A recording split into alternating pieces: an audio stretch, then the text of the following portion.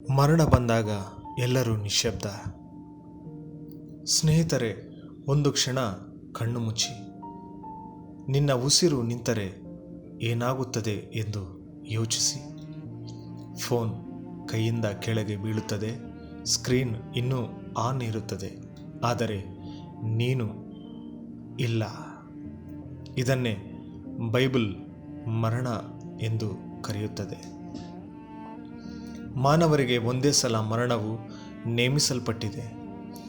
ನಾವು ಎಲ್ಲರೂ ಹೀಗೆ ಬದುಕುತ್ತೀವಿ, ಇನ್ನೂ ಸಮಯ ಇದೆ ಅಂತ ಹಣ, ಸಂಪಾದನೆ, ಹೆಸರು, ಸ್ಟೇಟಸ್, ಲೈಫ್ ಸೆಟ್ಲ್ ಆಗಬೇಕು ಅಂದುಕೊಳ್ಳುತ್ತೇವೆ.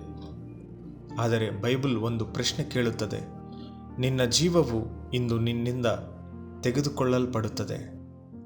ನಾವು ನಾಳೆಗೆ ಪ್ಲಾನ್ ಮಾಡ್ತೀವಿ, ಆದರೆ ಮರಣಕ್ಕೆ ಕ್ಯಾಲೆಂಡರ್ ಬೇಡ. ಬಹುಜನ ಭಾವಿಸುತ್ತಾರೆ ಮರಣ ಅಂದರೆ ಎಲ್ಲವೂ ಮುಗಿಯಿತು ಅಂತ. ಆದರೆ ಬೈಬಲ್ ಹಾಗೆ ಹೇಳಲ್ಲ. ದೇಹವು ಧೂಳಿಗೆ ಮರಳುತ್ತದೆ, ಆತ್ಮವು ದೇವರ ಬಳಿಗೆ ಹೋಗುತ್ತದೆ. ದೇಹ ನಿಲ್ಲುತ್ತದೆ, ಆದರೆ ಆತ್ಮ ನಿಲ್ಲಲ್ಲ. ಮರಣ ಅಂದರೆ ನಾಶವಲ್ಲ, ಸ್ಥಳಾಂತರ. ಯೇಸು ಒಂದು ಕತೆ ಹೇಳಿದನು, ಧನಿಕ ಮತ್ತು ಲಾಜರನ ಬಗ್ಗೆ.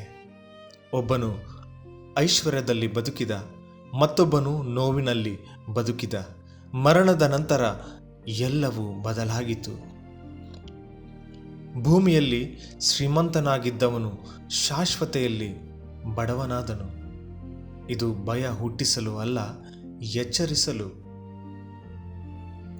ಯೇಸು ಹೇಳುತ್ತಾನೆ, ನಾನೇ ಪುನರುತ್ಥಾನವೂ ಜೀವವೂ ಆಗಿದ್ದೇನೆ. ಕ್ರಿಸ್ತನಲ್ಲಿ ಇರುವವರಿಗೆ ಮರಣ ಅಂತ್ಯವಲ್ಲ, ಅದು ಹೊಸ ಆರಂಭ.